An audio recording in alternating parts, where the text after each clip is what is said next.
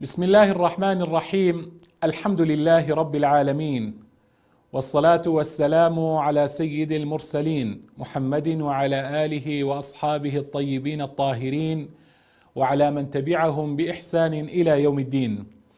بینەران و بیسەرانی بەڕێز و خۆشەویست، ئەم کاتە و هەموو کاتێکتان پڕ لە خێر و خۆشی و بەختەوەری بێت. زۆر خۆشحاڵم کەوا خوای پەروەردگار تەمەنی پێبەخشین و لە ڕۆژێکی نوێدا و لە ئەڵقەیەکی نوێ لە بەرنامەی تیشک لە خزمەتی ئەوەی بەڕێز و خۆشەویست دابین بۆ ئەوەی تیشک بخەینەوە سەر لایەنێکی تر لە لایەنەکانی پەروەردەی منداڵان. خۆشەویستان، دایکان و باوکانی بەڕێز، بینەرانی خۆشەویست، لە ئەڵقەی ڕابردوو باسمان لەوە کرد کەوا چۆن بتوانین منداڵەکانمان نمونە بن. باسمان لە نمونەی بوون کرد. هۆکاری ئەوەمان باس کرد ئێمە بۆچی منداڵەکانمان هەوڵ دەین نمونەی بن. باسمان لەوە کرد چونکە ئێمە ئومەتێکین. قورئانی پیرۆز و پێغەمبەر عەلەیهی سەڵات وەسسەلام باسی کردین کەوا خوای پەروەردگارە فەرمێ كنتم خەیڕە ئومەتین ئوخریجەت للناس، ئێوە باشترین ئومەتن. ئینجا ئێمە ئومەتێکی وەسەطین. پێغەمبەرەکەمان عەلەیهی سەڵات وەسسەلام پێغەمبەرێکی نمونەییە. بۆیە پێویستە ئێمەی مسلمان، ئێمەی شوێنکەوتەی پێغەمبەر عەلەیهی سەڵات وەسسەلام پێویستە هەوڵ دەین نمونە بین، هەوڵ دەین جگەرگۆشەکانمان نمونە بن. خۆشەویستان، لە بەرنامەی ئەمڕۆدا کۆمەڵێک بیرۆکە و هەندێک ئەزموونی کردداری بۆتان باز دەکەم بۆ ئەوەی بتوانین بەم بیرۆکانە و بەم ئەزمونە کردداریانە هەوڵ دەین منداڵەکانمان، جگەرگۆشەکانمان نمونەی دەربچن پشت بەخوای پەروەردگار. خۆشەویستان، طبعا لەو ئەڵقەیە و لە ئەڵقەکانی داهاتوش ئەم بیرۆکانە ئینشاءڵڵا درێژەیان پێدەدەین و باسییان دەکەین. بیرۆکەی یەکەم یاخود ئەزموونی یەکەمی کردداری خۆشەویستان بریتە لەوەی بۆ ئەوەی هەوڵ دەین منداڵەکەمان نمونەی بێتن، با هەوڵ دەین پەروەردەکارێکی تایبەتی بۆ بگرین، واتە کەسێکی بۆ بگرین کە پەروەردەی بکاتن منداڵەکەمان، مامۆستایەکی تایبەت. چونکە خۆشەویستان، لەبەر ئەوەی لە سەردەمی ئەمڕۆماندا زۆربەی زۆری دایکان و باوکان سەرقاڵن و سروشتی سەردەمی ئەمڕۆمان وایە، دەبینی خەڵک بە زۆری سەرقاڵە. دایکان و باوکان بە ئەوە ڕاناگەن کەوە لەگەڵ منداڵەکانیان، لەگەڵ جگەرگۆشەکانیان دابنیشن، قسەیان لەگەڵ بکەن، پەروەردەیان بکەن، ڕێنماییان بکەن. خۆشەویستان، بۆیە باشترین چارەسەر ئەوەیە کەوا کەسێکی پەروەردەکارێکی باش، مڕەبیەکی تایبەت بۆیان، ینی جگەرگۆشەکەت ببێ لای مامۆستایەکی تایبەت، پەروەردەکارێکی تایبەت. ئەمە فکرێکی سەرکەوتووە و زۆریش سەرکەوتووە ئەگەر بکرێت و ئەمە بگونجێتن. بەڵام ئەگەر ئەمە نەگونجا، چونکە لەوانەیە هەموو کەسێک نەتوانیتن ئەمە بکات، مامۆستایەکی تایبەت، پەروەردەکارێکی تایبەت بۆ ڕۆڵەکەی بگرێتن، یاخود بیباتە لای مامۆستایەک کە تایبەت دەرسی پێ بڵێتن. ئەمە بۆ هەموو کەس ناگونجێ. دەکرێت ئێمە بیرۆکەی بەدیلی ئەوە چارەسەر لە بەرامبەر ئەوەدا چییە؟ خۆشەویستان، باشترین چارەسەر ئەوەیە لە بەرامبەر ئەم بیرۆکەدا جگەرگۆشەکەی خۆت، ڕۆڵەکەی خۆت، کوڕەکەت، کچەکەت ببێ حەلەقاتی تەحفیظی قورئانی پیرۆز، واتە بازنەکانی لەبەرکردنی قورئانی پیرۆز. ئێمە بەڕاستی سوپاس و ستایشی خوای گەورە ئەکەن کە لە وڵاتی خۆماندا خۆشەویستان سەنتەری لەبەرکردنی قورئان هەیە. دەستگای نوری حیکمە لەخوا بە زیاد بێتن کەوا زۆر ڕۆڵێکی گەورە لەم بوارە ئەبینێتن. دەکرێ منداڵەکانتان ببەنە ئەوێ، دەکرێ بیان بەنە سەنتەرەکانی لەبەرکردنی قورئانی پیرۆز، کە ئەمە بەڕاستی شتێکی باشە و دەکرێت تۆ بەردەوام وەکو دەڵێن متابعە و هەروەها بەدواداچون بۆ ڕۆڵەکەی خۆت بکەی، بۆ جگەرگۆشەکەی خۆت بکەی، بۆ ئەوەی سوودێکی گەورەتر ببینێ. واتە کاتێک کە دەینێریە سەنتەریش هەر ئاوا لێی نەگەڕێ. ئێمە چەند ئامۆژگاریەک دەکەین کاتێک کە تۆ ڕۆڵەکەت دەنێریە بازنەیەک، حەلەقەیەک لە حەلەقەکانی قورئانی پیرۆز، چەند شتێک پێویستە باوک یاخود دایک یاخود پەروەردەکاران ئاگان لە منداڵەکانیان. یەکەم، گرنگە تۆ تۆمارێکی ڕۆژانەت هەبێ بزانێ منداڵەکە چەند قورئان لەبەر دەکاتن یا شێوازی خوێندنەوەکەی جوان خوێندنەوەکەی تا چەندە یاخود چەندی مراجعەی دەرسەکانی ڕابردووی کردووە. ئەمە خاڵی یەکەم. خاڵی دووەم دەکرێت باوک بەردەوام ڕێنمایی ڕۆڵەکەی خۆی بکاتن لەسەر ئەوەی کە ڕۆڵەکەی بەڕێک و پێچی دەچێتە ئەم سنتەرە دەچێتە بازنەکانی قورئانی پیرۆز بە جوانی ئەدای خۆی دەکاتن. بواتە باوک پێویستە هەمیشە هاندانی هەبێتن بۆ ڕۆڵەکەی خۆی بەردەوام هانی بداتن و ئەمەش دەکرێت لە ڕێگەی هەندێک دیاری ئەو دیاریانە بێتن جا دیاریەکە معنەوی بێتن یاخود دیارەکی پارە بێتن. دیارەک بێتن جگە لە پارە هەر دیارەکی تر بێت یاخود دیارەکە پارە بێت یا دیاری معنەویش بێتن. یعنی ئەم هاندانە ڕێگەیەکی باشە بۆ ئەوەی ڕۆڵەکەت سوور بێتن وەهانی بدەیت بۆ ئەوی بەردەوام بێتن لە سەنتەرەکانی قورئانی لەبەرکردنی قورئانی پیرۆز. خاڵێکی تر خۆشەویستان گرنگە دایکان و باوکان سوپاسی ئەو مامۆستایانە بکەن مامۆستایانی بازنەکانی لەبەرکردنی قورئانی پیرۆز و ئەوانیش هان بدەن کەوا گرنگی بە ڕۆڵەکانیان دەدەن.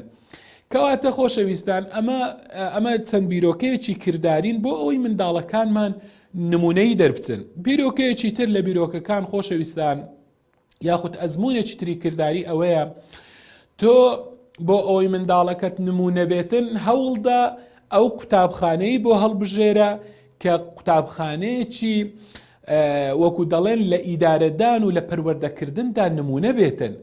چونکە خۆشەویستان قوتابخانەکان هەمویان لە یەک مستەوانین لە یەک ئازدانین لە ڕووی بەڕێوەبردنەوە واتە لە ڕووی ئیدارەوە لە ڕووی پەروەردەوە لە ڕووی بەخشینەوە. بۆیە هەوڵدا بۆ کوڕەکەت بۆ کچەکەت بە دوای قوتابخانەیەکی نمونەییدا بگەڕێ کە ئەدایەکی نمونەیی هەبێتن. قوتابخانەیەک وەکو دەڵێن متەمەییز بێتن. ئیدارەکەی بەڕێوەبەرایەتەکەی بەڕێوەبەرایەتێکی باش بێتن. مامۆستای باشی تێدا بن واتە پەروەردەکاری باش بن. هەست بە ئەمانەت بکەن هەست بەوە بکەن کە ئەو منداڵانە ئەمانەتێکن لە بەردەستی وان تۆ دایتە بەردەستی وان هەست بە بەرپرسیارەتی بکەن. لە هەر قوتابخانەیەک خۆشەویستان ئەم جۆرە مامۆستایانە هەبوون بەڕاستی ئەو قوتابخانەیە دەبێتە قەڵای زانست و دەبێتە قەڵای ئیمان و قەڵای پەروەردە و قەڵای چاکەکاری و چاکەخوازی. قوتابیش بە تەبیعەتی خۆی خۆشەویستان کاریگەری مامۆستای زۆر لەسەرە واتە قوتابی بەردەوام بە مامۆستاکەی خۆی کاریگەر دەبێتن. چاوەکانی قوتابی هەمیشە 7 سعات مامۆستاکەی خۆی دەبینێتن یا 8 سعات دەیبینێتن یان هەرچنە بێ 5 سعات مامۆستاکەی خۆی دەبینێتن. کەواتە خۆشەویستان ئەگەر مامۆستاکەی لەو مامۆستایە نەبوو لە ئەهلی ئیستیقامەت و خۆڕاگری بێتن بەڕاستی ئەوەش وا لەو قوتابیە دەکات کە زیاتر خۆڕاگر بێتن کەسێکی سەرکەوتوو بێتن. ئەگەر ئەو مامۆستایە نمونە بێت لە کەسایەتی خۆیدا لە عیلمیدا لە زانستیدا لە ئەدەبیدا ئەمە دەبێتە هاوکارێک بۆ ئەوەی کەوا ئەم منداڵی ئێمەش چاو لە مامۆستاکەی خۆی بکات و نمونە بێت و هەمیشە ئەخلاقی بەرز بێت و کەسێک بێتن وەکو دەڵێن نمونە بێتن بەرەو بەرزی بڕواتن. کەواتە خۆشەویستان وەکو گوتم یعنی قوتابی هەمیشە بە مامۆستاکەی خۆی کاریگەر دەبێ. ئەوەی لەبەردەستی مامۆستا بخوێنێتن هەمیشە کەسێکی پەروەردەکراوی نمونە دەردەچێتن. کەسێک دەبێتن ڕێزدار دەبێتن وەکو مامۆستاکەی خۆی. بەڵام ئەوەی لەبەردەستی مامۆستا پێنەگات ئەوەی کە لەبەردەستی مامۆستا نەیخوێند بێتن خۆتان دەزانن کەسێکی بازاڕی دەردەچێت. کەسێک دەبێتن ڕێزی خۆی و ڕێزی دەوروبەر و کەسانی دەوروبەریشی نازانێتن. کەواتە پێویستە بۆ ئەوەی جگەرگۆشەکانمان کەسانی بە ئەدەب و بە ڕێز و ڕێز لێگیراو بن ڕێزی بەرامبەریان و ڕێزی خۆیان بگیرێتن پێویستە لە بەردەستی مامۆستایانی چاک و پاکدا پەروەردە بن. چۆچیان دادن لە بەردەستی مامۆستاکانیان. بەڵێ خۆشەویستان کەواتە پێوەری هەڵبژاردننی قوتابخانە بە نزیکی نییە. هەوڵدا کاتێک کە قوتابخانەیەک بۆ ڕۆڵەکەت هەڵدەبژێری با پێوەرت نزیکی نەبیتن لە ماڵەوە بەڵکو با پێوەرت ئەوە بیتن تاکە پێوەرت بریتی بیتن لەو قوتابخانەی کە وەکو گوتم ئیدارەیەکی باش، بەڕێوەبەریەتێکی باش، مامۆستای باش، بەخشینی باشی هەیە، پەروەردەی جوانی هەیە بۆ ڕۆڵەکان. هەوڵدا ئەو قوتابخانەیە هەوڵدا لەم قوتابخانەیەدا ڕۆڵەکەت ببە ئەوێ بۆ ئەوەی پەروەردە بێتن. خۆشەویستان، دایکان و باوکانی بەڕێز، خاڵێکی تر و بیرۆکەیەکی تر بۆ ئەوەی کە منداڵەکانمان نمونەی بن ئەوەیە کە هەوڵدا با ڕۆڵەکەت لە هەر چالاکیەکی قوتابخانەدا، هەر چالاکیێک کاتێک کە دەکرێت لە قوتابخانەدا، طبعا لە قوتابخانەکان عادەتەن کۆمەڵێک چالاکی دەکرێن، هەوڵدا با ڕۆڵەکەت ناوی خۆی تۆمار کات لەو چالاکیانەدا، بەشدار بێتن، چونکە ئەم بەشداریکردنەی ڕۆڵەکەت لە چالاکی قوتابخانەدا وا دەکات کەوە بەهرەی ڕۆڵەکەت یاخود بڵێن کارامەیەکان چ لێ دێتن گەشە دەکەن لە لای جگەرگۆشەکانمان، لە لای ڕۆڵەکانمان، کاتێک کە بەشداری لە چالاکیەکان دەکات بەهرەکانیان گەشە دەکەن. بۆیە مەلەکەی عیلمیان، زانستیان وە کارامەیەکانیان کاتێک کە بەشدار دەبن لە چالاکیەکان وەکو گوتم بەرەوبەرزی دەڕۆن، دەکرێت سوودیان لێوەربگیرێتن لە ئایندەدا. کەواتە بە هەوڵ دەین ڕۆڵەکانی ئێمە هەمیشە لە چالاکیەکاندا دەست پێشخەر بن، بەشدار بن، خۆیان دوور نەگرن بۆ ئەوەی گەشەی کارامەیەکانیان، گەشەی بەهرەکانیان ڕۆژ بە ڕۆژ زیاتر بێت و بەرەو پێشتر بڕۆن و کەسانی نمونەیان لێ دەربچێتن. خۆشەویستان، دایکان و باوکانی بەڕێز، بیرۆکەیەکی تر و کۆتا بیرۆکەمان و کۆتا ئەزمموی کردداری بریتە لەوەی دەکرێت بۆ ئەوەی منداڵەکانمان نمونەی بن. خۆشەویستان، هەوڵدەن لە سەردەمی جاران کاسێت هەبوو، بەڵام لە سەردەمی ئەمڕۆماندا زۆر شتی تر هەیە کە زۆر ئاسانکاری هەیە بۆ ئەوی منداڵەکانی خۆمان پێپەروەردەکەین. دەکرێت لە ڕێگەی بەرنامەی تایبەتی پەروەردەییەوە لەسەر موبایلەکەت سوودی زۆر بە ڕۆڵەکەت بگەینی. دەکرێت ئایپادێکی تایبەت کە پڕ بێ لە بەرنامەی پەروەردەیی بۆ منداڵەکەت سوودی زۆر بە منداڵەکەت بگەینی. ئایپادمان هەیە، یاخود لاپتۆپی وەکو لاپتۆپی حەقیقی نییە، بەڵام بۆ نمونە هەموو قورئانی لەسەر تەسجیل کرایە، هەر دوگمەیەکی سوورەتێکە لە سوورەتەکانی قورئانی پیرۆز. دەکرێت ئەم لاپتۆپە بۆ منداڵەکەت بکڕی کە لاپتۆپی قورئانی پێگوترێ. دەکرێت قەڵەمی قورئان بۆ منداڵەکەت بکڕی، سوودی لێ ببینیتن. وەکو گوتم بەرنامەکانی موبایل، CD، فلاش میمۆری لە ڕێی تەکنەلۆژیاوە خۆشەویستان دەکرێت سوودی گەورە ئێمە بە جگەرگۆشەکانی خۆمان بگەینین. طبعا هەندێک لە دایکان و باوکان ئەم بیرۆکەیان بەکارهێناوە، هەبووە یعنی باوک هەبووە بۆ نمونە ئەم بیرۆکەی جێبەجێ کردووە و ئەمە وای کردووە کە منداڵەکەی یعنی هاوکارێکی باش بۆ ئەوی منداڵەکەی نمونە بێتن، لە منداڵە نمونەیەکان بێتن. بەڕاستی منداڵی وا هەوە خۆشەویستان هێشتا نەچۆتە قوتابخانە، کە من بەڕاستی پێی سەرسام بووی مە هێشتا نەچۆتە قوتابخانە جزئی عەمی لەبەر کردیە.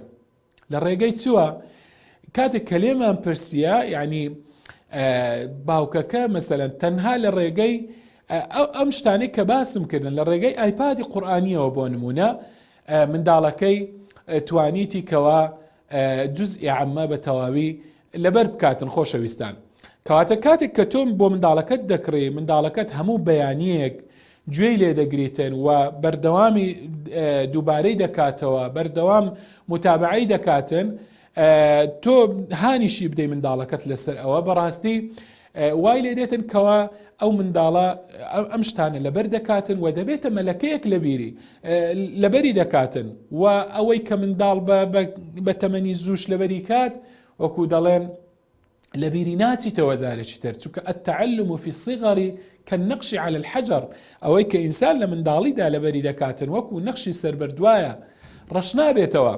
بۆیە بە هەوڵ دەین خۆشەویستان یعنی تەکنەلۆژیاش با بۆ خزمەتی پەروەردەی منداڵەکانمان بەکاربێنین. بەرنامەی زۆر باش هەیە لە سەردەمی ئەمڕۆماندا، دەکرێتن ئەم بەرنامانە لەسەر موبایلەکانمان تەثبیتی کەین بۆ ئەوەی کە ڕۆڵەکانمان جگەرگۆشەکانمان سوودی لێوەرگرن و تۆ هەستیش پێ ناکەی بەڕاستی ئەو منداڵە هەم یاریە دەیکات و هەم بەرنامەیەکی پەروەردەیشە دەیکاتن.